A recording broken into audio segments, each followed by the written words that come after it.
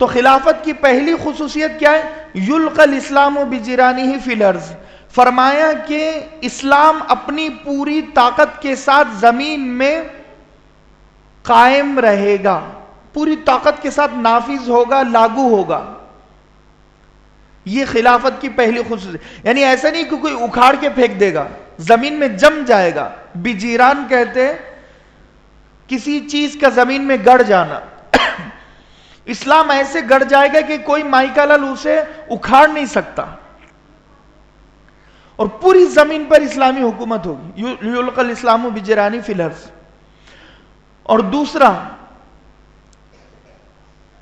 حضرت امام مہدی خود اعلان کریں گے اپنی حکومت میں کہ آج سے غریبی ختم، بے روزگاری ختم، مہنگائی ختم، آج سے کوئی غریب نہیں رہے گا.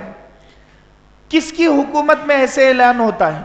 دعوے بہت لوگ کرتے ہیں، مگر حضرت امام مہدی عمل کر کے دکھائے گے واقعتاً حقیقتاً غریبی ختم ہو چکی ہوگی. ایک شخص آئے گا اور کچھ چیز مانگے گا، حضرت امام مہدی کہے گے یہ ذخیرہ رکھا ہوا ہے، لے جا جتنا لے جانا ہے. فیحفا لہو، حفا یحفو کہتے ہیں لب بھر کر لینا. حضرت امام مہدی کہے گے لے لے جتنا لینا ہے، وہ اپنی لپیں بھر بھر کر لے گا. اس کی گردن تک سونا اور چاندی اور ہیرے اور جواہرات اور غلہ اور اناج یہ بھر جائے گا، وہ لے جا نہیں سکے گا اس کے بوجھ سے. اتنی فراوانی ہوگی. مستطاع، جتنا لے جا سکتا ہے لے جا. تو یہ اعلان کا عمل ہوگا. غریبی ختم ہو جائے گی، مہنگائی ختم ہو جائے گی، بے روزگاری، کوئی بے روزگار نہیں ہوگا، سب کے پاس روزگار ہوگا. آج ایم اے کر لو، بی اے کر لو، بی ایڈ کر لو، روزگار کسی کے پاس ہوتا نہیں ہے. میں نے شروع میں بتایا تھا امام مہدی جب آئیں گے تو ایسے حالات میں آئیں گے جب مہنگائی، بے روزگاری اور غربت زیادہ ہوگی تو آئیں گے. اب جب جا رہے ہیں، اب ان کے جانے کا وقت ہے. امام مہدی علیہ رضوان جب اعلان کریں گے 40 سال کی عمر میں، تو اس کے بعد صرف 7 سال زندہ رہیں گے. کتنے؟ 7 سال. آپ کی عمر 47 سال ہوگی، یہاں تک ہے. اور ایک روایت کے مطابق 49 سال، 9 سال زندہ رہیں گے. لیکن 7 سال والی روایت اگر ہم لیں تو 2.5 سال حضرت امام مہدی حضرت عیسیٰ علیہ السلام کے ساتھ رہیں گے، یعنی ان کو فالو کریں گے. اور باقی جو 4.5 سال ہے، کمان آپ کے ہاتھ میں ہوگی، آپ قائد ہوگے، رہنما ہوگے، لیڈر ہوگے. وہ 4.5 سال میں 4 بڑی جنگیں لڑیں گے، اور یہ نتیجہ ہوگا جو میں ابھی سنا رہا ہوں. اسلام پوری طاقت کے ساتھ زمین میں لاگو ہو جائے گا، اور غریبی، مہنگائی، بے روزگاری ختم ہو جائے گی. تیسرا، یملأ الارض قسطا وعدلا کما ملئت ظلما وجورا. فرمایا کہ زمین جیسے ظلم و ستم سے بھری ہوئی تھی، اس زمین کو عدل و انصاف سے بھر دے گے. جس زمانے میں آئے تھے تو زمین میں ظلم ہی ظلم تھا، میں نے اس سے پہلے بتایا تھا. اب ظلم ختم، اب صرف عدل عدل عدل سے بھری ہوئی پوری زمین ہوگی. تو حضرت امام مہدی شہر غوطہ میں مسلمانوں کو لے کر آ جائے گا، اور آپ کو کہا جائے گا آپ دجال کا مقابلہ نہیں کر سکتے.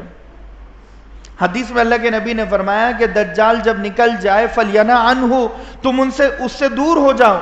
اس زمانے کا سب سے مضبوط ایمان والا اپنے ایمان پر بھروسہ کرتے ہوئے دجال کے سامنے جائے گا. فَيَتَّبِعُهُ مِنَ الشُّبْهَاتِ، دجال اس کے ایمان میں شک پیدا کر دے گا. جائے گا تو اللہ کو رب مانے گا، واپس آئے گا تو دجال کو خدا مان کر آئے گا. یہ مضبوط ایمان والا ہوگا اس زمانے کا. روایتوں میں ہے کہ جب انسان اپنے گھر میں آئے گا، سیدھی طرف اس کی بہن بھوک سے رو رہی ہوگی، اور بائیں جانب اس کی ماں بھوک سے رو رہی ہوگی. سامنے اس کے بیوی بچے بھوک سے رو رہے ہوگے، تڑپ رہے ہوگے، بلبلا رہے ہوگے. یہ ان بچوں کے گرتے ہوئے آنسو کو دیکھ نہیں سکے گا، اپنی ماں کو روتا ہوا دیکھ نہیں سکے گا. یہ فوراً اپنے بیوی بچوں کے لیے گھر سے باہر نکلے گا. نتیجہ یہ ہوگا کہ یہ دجال کے لشکر میں شامل ہو جائے گا، دجال کو خدا مان لے گا. یہ 40 دن میں پوری دنیا میں گھومے گا. 3 جگہ پر جا نہیں سکتا. ویسے 2 جگہ ہے لیکن تیسری جگہ کا ذکر اس لیے کر رہا ہوں کہ روایتوں میں ہے کہ اسے فرصت نہیں ہوگی اس لیے نہیں جا سکے گا, ورنہ وہاں پر انٹری اس کی ہے, جا سکتا تھا. لیکن ویسے 2 جگہ پر نہیں جا سکے گا, مکہ اور مدینہ. جانا چاہے گا بھی تو نہیں جا سکے گا. اور تیسری جگہ ہے شہر غوطہ سیریا, وہاں پر جا سکتا ہے. شہر غوطہ میں جہاں مسلمان چھپے ہوئے ہیں امام مہدی کے ساتھ, جا سکتا ہے, مگر فرصت نہیں ہوگی, خیال نہیں جائے گا وہاں پر. یہ 3 جگہوں کے علاوہ پوری دنیا وہ گھومے گا اور لوگوں کو بہکائے گا. ایک ہاتھ میں جنت ہوگی, ایک ہاتھ میں دوزخ ہوگی, مردے کو زندہ کرے گا, زندے کو مردہ کرے گا, بنجر زمین کو آباد کرے گا, آباد زمین کو بنجر کرے گا, کھیتوں کو اجاڑ دے گا, اجاڑے ہوئی کھیتی کو آباد کر دے گا, لوگوں کے سامنے جادو دکھائے گا, شعبدے دکھائے گا, کرتب دکھائے گا, اپنا ٹیلنٹ دکھائے گا, اسے تصرفات اللہ تبارک و تعالی دے گا, اسے طاقت دے گا. وہ ہوگا انسان مگر انسانوں جیسا نہیں ہوگا.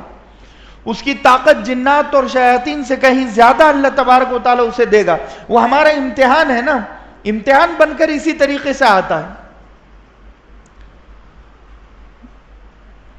حضرت امام مہدی کے بارے میں بات مکمل کر دوں. فیصلی علیہ المسلمون, حضرت امام مہدی کی شادی بھی ہوگی, بعد میں لوگ ان کی نماز جنازہ پڑھے گے, ان کا انتقال ہوگا. فیدفنونہ ببیت المقدس, اور بیت المقدس میں انہیں دفن کیا جائے گا. اب آتے ہیں دجال پر. دجال دجل سے ہے. دجل کہتے ہیں دھوکہ اور فریب, عربی میں اسے دجل کہتے ہیں, اردو میں دھوکہ, انگلش میں فراڈ.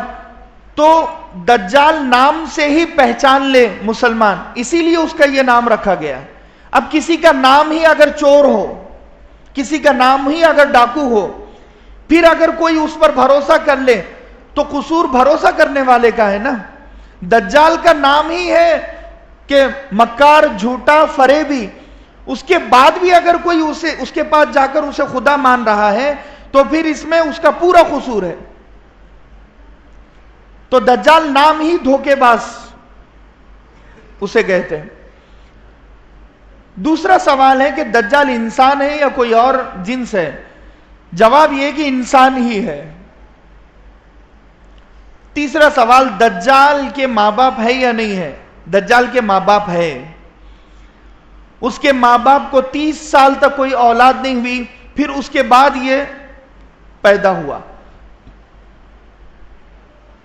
دجال کا حلیہ, اس کے بال لمبے لمبے گھنگریالی ہو گئے, سانپوں کی طرح ٹیڑھے ہو گئے, اس کی ہائٹ قد کم ہوگی, یعنی گڈھا ہوگا, ہائٹ میں کم ہوگا. اقنل انفا, اس کی جو ناک ہے وہ سیدھی ہوگی. اجل الجبہہ, پیشانی اس کی چوڑی ہوگی. ممسوح, جو اس کی بائیں آنکھ ہے یعنی الٹی آنکھ ہے, وہ آنکھ بالکل بھی مٹی ہوئی ہوگی, یعنی یہاں پر کچھ بھی نہیں ہوگا, بالکل مٹا ہوا حصہ. اور جو سیدھی آنکھ ہے فرمایا کہ انگور کے دانے کی طرح ہوگی, باہر نکلی ہوئی, مگر شیپ اس کا اونٹ کی طرح ہوگا, اونٹ کی آنکھ کی طرح. جیسے اونٹ کی آنکھ ہوتی ہے اسی طریقے سے وہ آنکھ بنی ہوئی ہوگی.